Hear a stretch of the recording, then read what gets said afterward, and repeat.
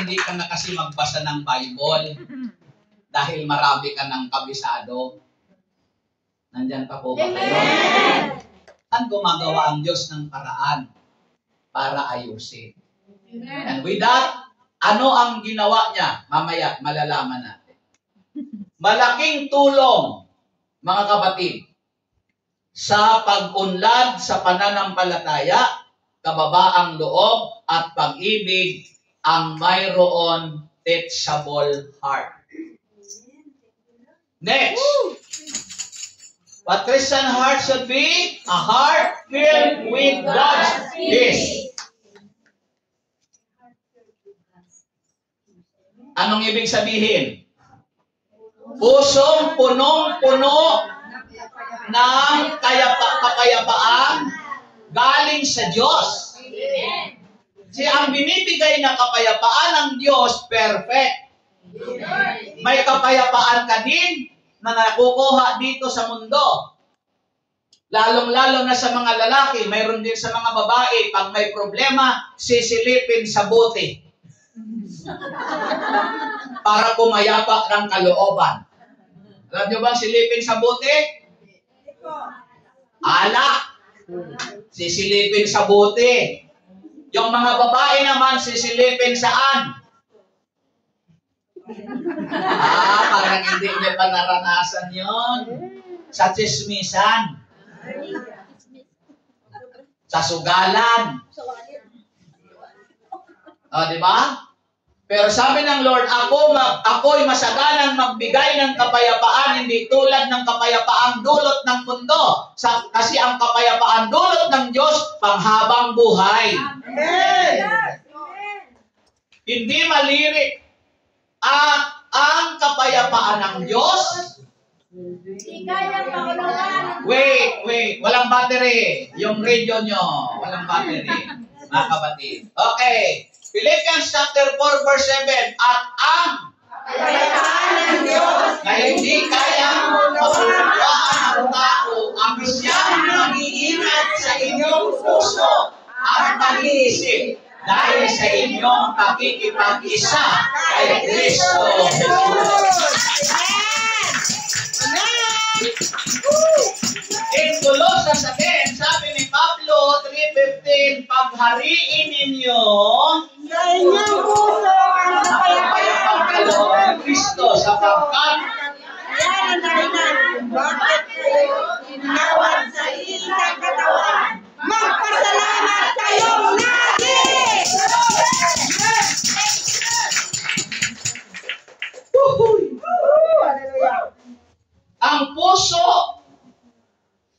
Ang puso, ang pamilya, kapuso at kapamilya. Ang puso ng pamilyang Kristiyano, mapayapa at kalmado lang kahit nasa gitna ng punos at kabitikan. Kahit nasa gitna ka ng kabitikan. Mapayapa ka lang. Kasi yung kapayapaan na yan na galing sa Diyos, sa pakikiugnay natin kay Kristo, siyang magbibigay sa iyo ng ganap na kapayapaan. Amen. Thirdly, ang layunin ng tagubiling ito ay upang Nagsimula sa pusong dalisay, malinis na budi, at tapat na pananampalataya. Amen. pusong dalisay ang hinahin.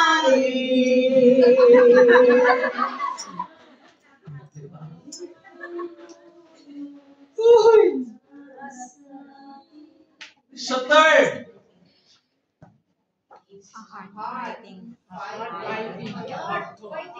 wala, ulitin ko.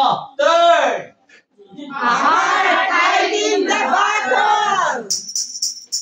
what do you mean? Pakikibaka. Pakikibaka, hindi ba pwedeng pakikalabaw, pakikamping? Bakit kaya ang salita dyan, pakikibaka? Mayroon ka bang explanation yan? Ikaw, taga Mindanao ka ba? Sino ang mga taga Australia? Baka eh. No?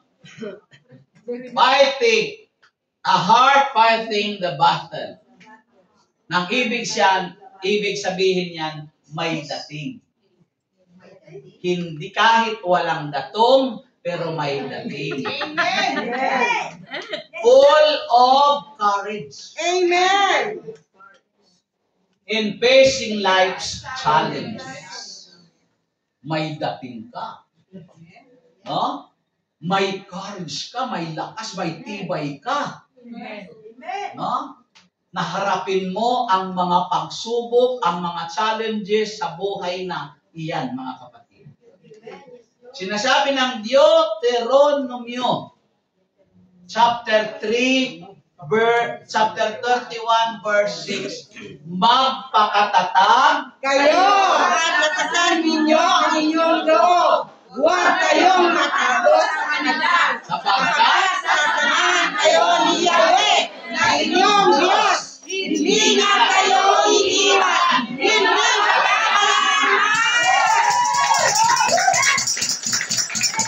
ang tunay na puso ng Kristiyano, mayroon siyang heart fighting the battle. Amen. The battle is not yours. Amen. Ang laban na yan, laban mo nga, pero kasama mo si Jesus, si Yahweh. Nalalabanan natin yung mga pagsubok na yun. Mayroon kang fighting spirit. Hindi ka lalamya-lamya. Amen. Yan ang pusong dalisay. Amen. Buo ang loob. Amen. At hindi mo siya mabasta-basta. Mabasta-bastang mapaatras.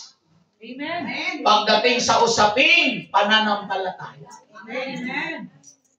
Kaya pag mayroon kayong mga hamon sa buhay, sabihin mo sa hamon mo sa buhay, hindi kita aatrasan. Hindi kita atrasan. Amen. Eh kung hindi mo siya aatrasan, aanuhin mo siya.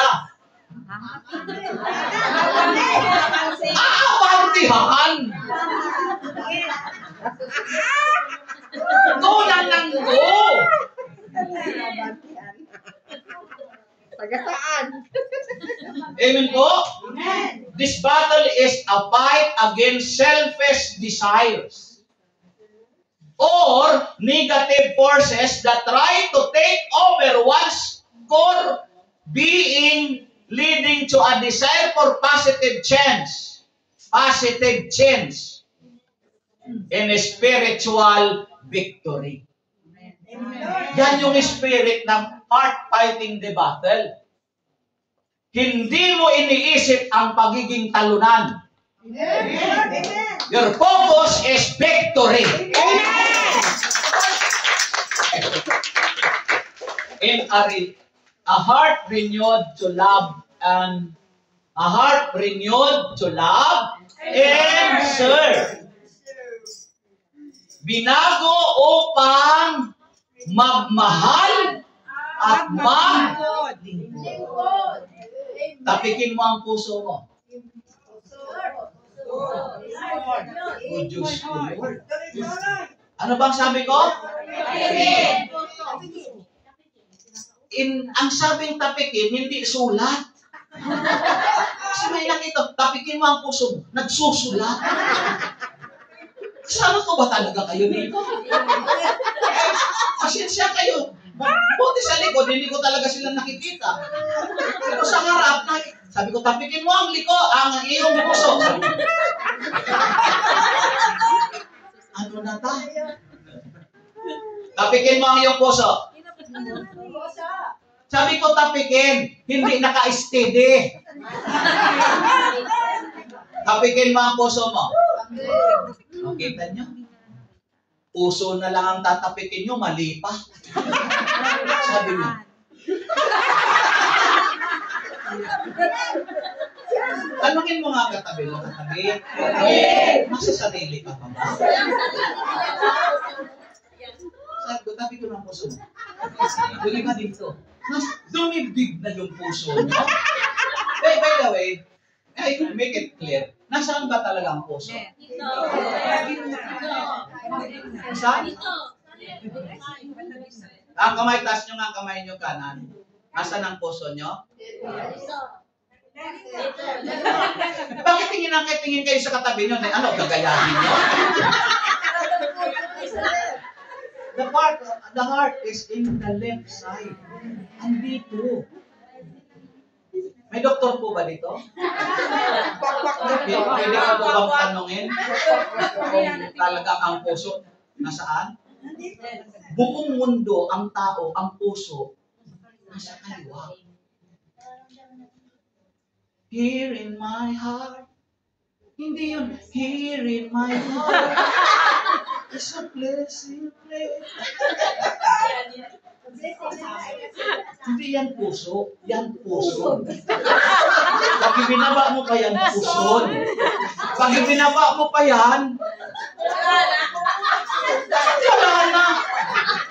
Bakit iwas na iwas kayo sa baba mo?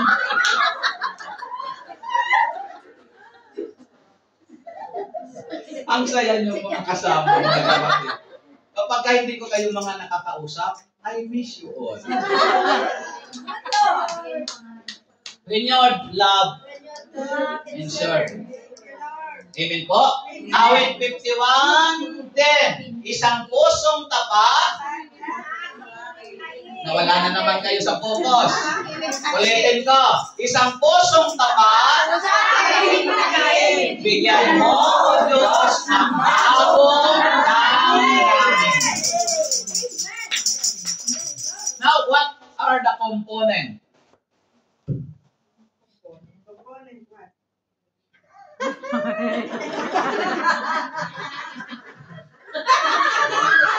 Akala ko pinatitigil na ako dito.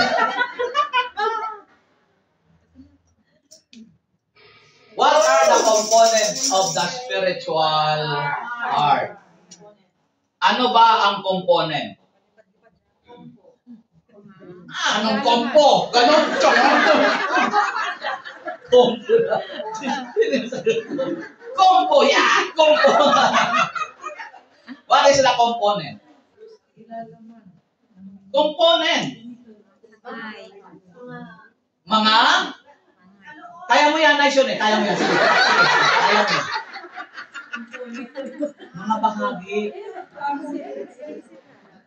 Ano ang mga bahagi o bumubuo component ng spiritual na puso? The component of your spiritual heart that must be put in order na mailagay sa kaayusan is your mind.